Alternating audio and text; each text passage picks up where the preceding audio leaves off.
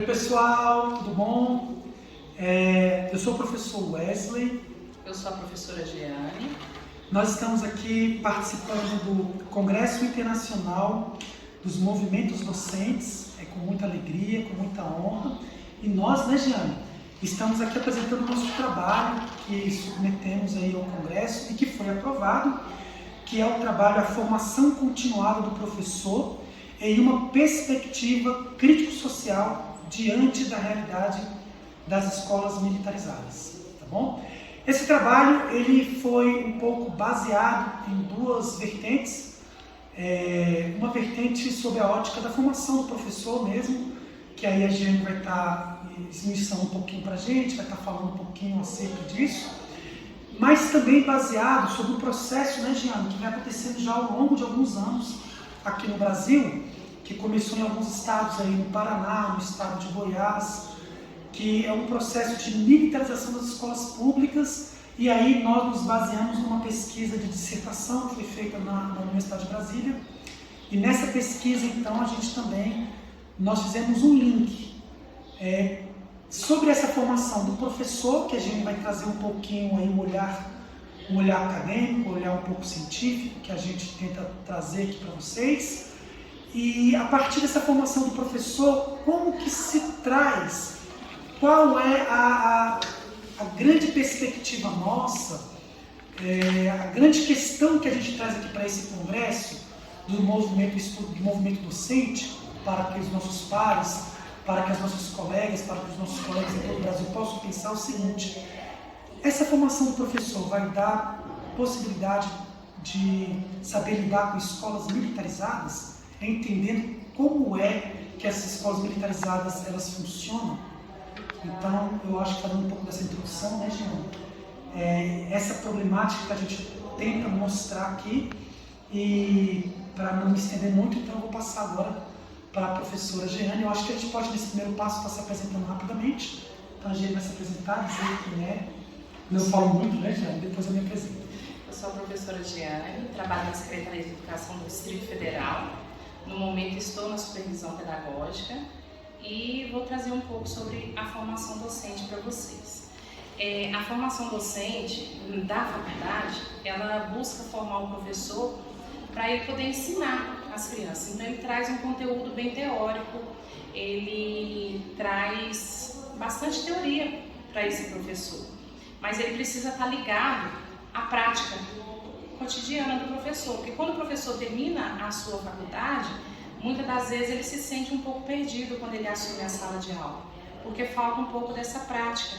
E como diz Lombardi, né, a educação ela precisa estar mudando dia a dia, como vem acontecendo com o mundo. O mundo muda, né, todos os dias, e a gente precisa acompanhar essa mudança. E a faculdade ainda se baseia em conteúdos fixos e precisa estar acompanhando isso. E como diz Libânio, ele traz que a teoria ela precisa estar ligada na prática, e a gente precisa fazer esse elo, ligar a teoria junto com a prática, para que o professor tenha uma praxis bem significativa e possa formar educandos emancipados, criadores, né, do seu próprio conhecimento, que possa assim transformar o seu conhecimento e poder utilizar no seu dia a dia o que é aprendido em sala de aula. Isso. Que é um caminho bem dificultoso, bem largo, mas possível. Sim. Quando o professor ele busca fazer esse elo e trazer um significado do aprendido.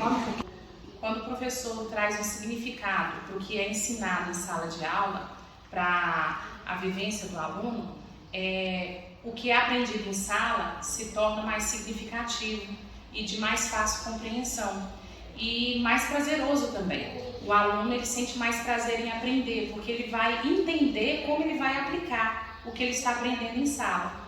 E isso facilita tanto para o aluno, que vai colocar em prática o que está aprendendo, e para o professor, que vai sentir significado no que ele está ensinando no seu dia a dia em sala de aula. Perfeito. E aí o papel da faculdade, né? A faculdade tem esse papel muito importante, né, Jeane? De ser esse mecanismo, esse suporte de tentar trazer essa formação, né, a esse docente. Mas, infelizmente, você coloca que isso não tem sido possível, né? Porque ainda a faculdade, ela busca formar, que é muito importante, embasar o professor com as teorias, porque a prática ele vai adquirir com o seu cotidiano em sala de aula. Mas ele precisa fazer esse elo, ele fazer essa ligação, ele trazer o significado do que ele está aplicando em sala e embasar essa prática diariamente nas teorias que aprendeu lá na faculdade. Então, basicamente, o que a gente defende, né, no nosso trabalho, e a gente traz muito bem aí, né, Jeane, na sua defesa, é que a faculdade tem que tentar, né, de alguma forma, trabalhar isso, né? Esse caminho que o Libânio defende, que o Saviano também vai defender lá na frente, né? Que é linkar a teoria e a prática, né? Que é essa dificuldade. E Vale também traz, né, que o profissional do magistério ele deve ter uma educação bem abrangente, abrangendo não só as áreas da educação, mas as áreas da vida, porque a gente, quando ensina o aluno, a gente ensina ele para a vida. Não só aqueles conteúdos estanque, né, de sala de aula, mas a gente tem que trazer esse significado do que é aprendido em sala para ele poder utilizar na vida dele. Isso é muito importante. Essencial. Essencial. Bacana. Nós também temos um outro capítulo do nosso trabalho, que são os desafios dos professores diante das escolas militarizadas, né? Sim. Me apresentando rapidamente. A Jeane, na sua apresentação, você não falou o tempo que você tem de magistério, de experiência, por onde passou, Jeane. Você pode se apresentar também?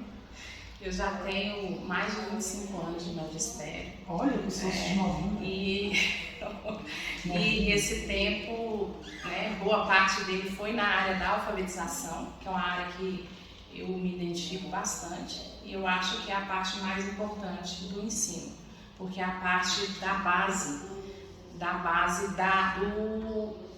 de toda a educação. Porque quando você tem uma base bem feita, o resto caminha junto, né? Então, é uma área que eu gosto bastante. E eu acho e considero a principal da educação, que é a base. E para encerrar o nosso trabalho, a gente faz um pouquinho de uma experiência que vem acontecendo já há algum tempo, que é o processo que, numa perspectiva nossa, é um processo muito ruim, na verdade, danoso ao ensino público, que é o processo de militarizar escolas públicas, que é diferente do processo de escolas militares. Uma coisa é quando a escola surge militar, a Escola Militar de Brasília, desde o seu princípio. Outra coisa é quando você pega escolas públicas, que surgem desde o início pública, com toda a legislação de uma escola pública, e você a torna militarizada. Você passa essa escola a se tornar militarizada. Esse processo ele acontece lá no estado de Goiás, ainda no governo Marconi Perillo, há mais de 20 anos atrás, e aí ele passa por vários governos até chegar no atual período. Também ele aconteceu no governo do estado do Paraná, coincidentemente dois governos do PSDB, e ele vem se repetindo também aqui no Distrito Federal. Meu nome é Wesley, sou Wesley Garcia, sou professor aqui da rede do Distrito Federal há 10 anos, fui do estado de Goiás, no município de Valparaíso, pela prefeitura também durante 10 anos, então eu estou vivenciando esses dois momentos, eu pude presenciar esses dois momentos. Atualmente no Distrito Federal está se iniciando um processo de militarização que é diferente do de Goiás, que se chama processo de gestão compartilhada, aonde a gestão da direção da escola não é afastada, mas ela divide a gestão com a polícia militar ou o corpo de bombeiros militar. Qual é o grande desafio que nós apresentamos aqui? Como foi colocado pela professora Jeane, nós defendemos aqui que esse professor tem que ter um ensino uma formação mais crítica, porque ele precisa levar o estudante a ter essa visão mais crítica a partir dessa formação de linkar a teoria com a prática. A Jeane colocou claramente, inclusive, que a formação do professor ela tem que ser para muito além dos currículos engessados. Por quê? Porque ele tem que fazer o estudante ter essa visão muito para além dos conteúdos. Agora, como é que esse professor, com essa formação que nós defendemos, baseado em Libânio, baseado em Demerval Saviani, que é o crítico social, ele vai lidar com uma escola militarizada?